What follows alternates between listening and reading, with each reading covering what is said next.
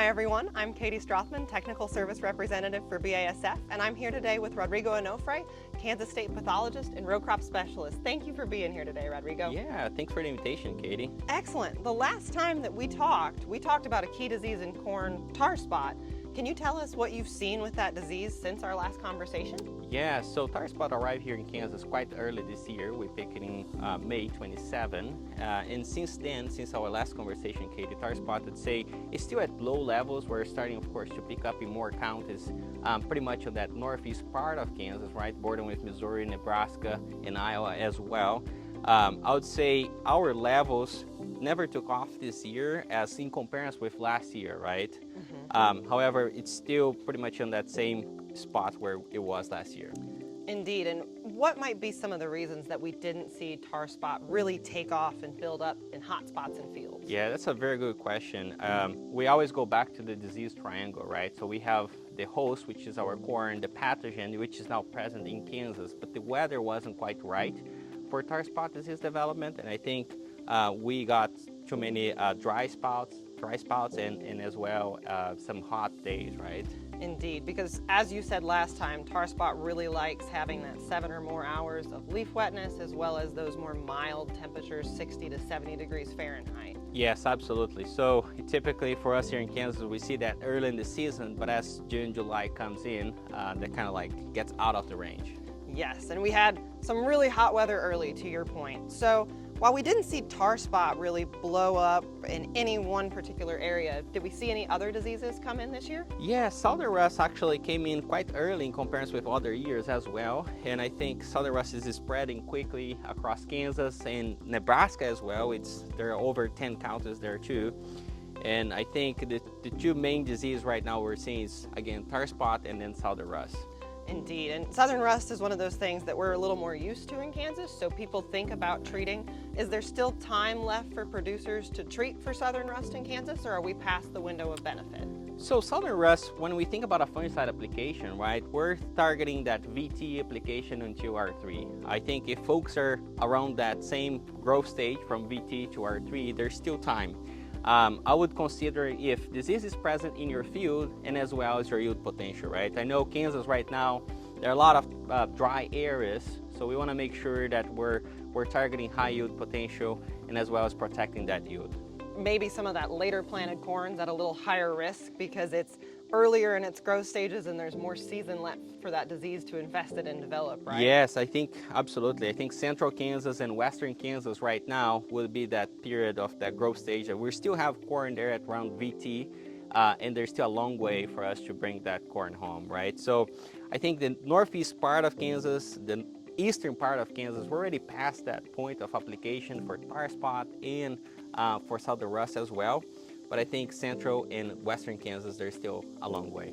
So those people that are past R3 and they're kind of free from worrying about foliar disease really robbing yield, are there any other things they need to watch out for the rest of the season, things that might pop up before harvest? Yes, absolutely. I think there are two things for us to keep in mind, right? The stalk rots, we have the fusarians and as well as charcoal rot, especially under those dry conditions.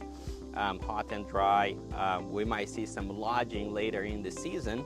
And the second thing too is mycotoxin. Mycotoxin here in Kansas is becoming, I would say, a yearly battle for us where we're picking up high levels of DON toxin, aflatoxin as well. So scouting your fields around that R3 to R5 and trying to identify if you're seeing stalk rot. Because not only is it a problem for grain quality, but as you said, it could compromise the stalk and then it becomes a harvest efficiency thing. Might be more difficult for growers to get that grain out of the field. Right, and that goes back into the stalk rots, right? So we want to make sure that if we're seeing stalk rot between that R3 to R5, that we, and again, not just the stalk rot, but as well as the mycotoxin, that we might need to harvest that crop with maybe a little bit higher moisture content. So transitioning out of corn and into soybeans, have you seen anything in soybeans this year in terms of disease? So soybeans, I think our crop is looking good, especially the areas where we're getting moisture, right? I think that's always important. There are some dry spots in Kansas. We're starting to see some SDS, especially in the River Valley locations where we had problems with SDS before. I think between now, R3 to R5, R6 is the time that we see it more, right?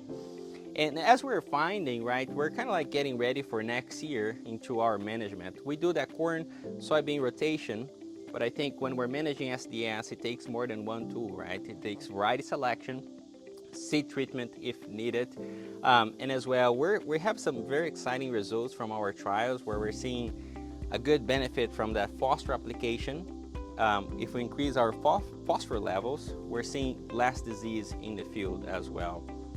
Which is very exciting for our growers. Indeed, it's always good to have a multifaceted approach to managing a pest because it ensures that hopefully each of those strategies will last longer as a tool in our toolbox. Yes, absolutely. I think the more that we bring it into the table, the better it will be for managing, especially SDS. Indeed, and I think one of the things that oftentimes folks maybe don't know about SDS is when they choose that resistant varieties, that rating is typically the variety's resistance to the toxin that's produced by the pathogen that infects the root. So if you're planting that resistant variety, it's helping protect that plant from losing that foliar tissue later in the season, but you could still be limiting your yield because of a root infection from that disease. Right, it's a good reminder because SDS, right, is caused by a fusarium, which stays on that taproot, and what's being translocated upward is not the pathogen, it's just a toxin that's translocated into the leaf, and that's when we see the leaf symptoms. But a lot of it stays on that root, and we can see root rot coming through as we get into later in the season, right? So definitely something for producers who are seeing those symptoms this year to make note of, what varieties they might want to plant in the future, as well as if they need to make a seed treatment, something like we would recommend Olevo for. Yes, absolutely. Indeed. Are there any other watchouts? I know a lot of other states talk about frog eye leaf spot. Is that something we see in Kansas? Yeah, we do see it. I think our levels, they're not as quite high as other states, especially on the southern states, right? I think frog eye for us here, what's really important to remember is we did a survey 2 years ago and we found resistance to the KIOY group. So going forward now, we do need to avoid the KIOY group. And I think there are really good options with more than one mode of action, 3 mode of actions, right? 2 and 3, and as well just staying away from that 2 mode of actions.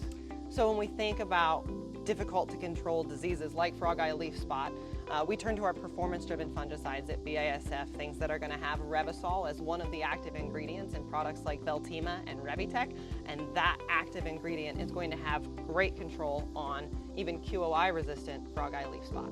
Yes, I think again, having more than one mode of action, especially if you have the QOI group, 2 and 3 would definitely be a true goal from now on here in Kansas. So we also talked a little bit earlier. Are there any new diseases coming into the state? Anything producers should be wary of moving into next season and years beyond? Yeah, so Katie, that's a very good point because Missouri just found red crown rot, which is a disease that looks just like SDS, that yellowish in between the veins, those symptomology that we see caused by SDS, right?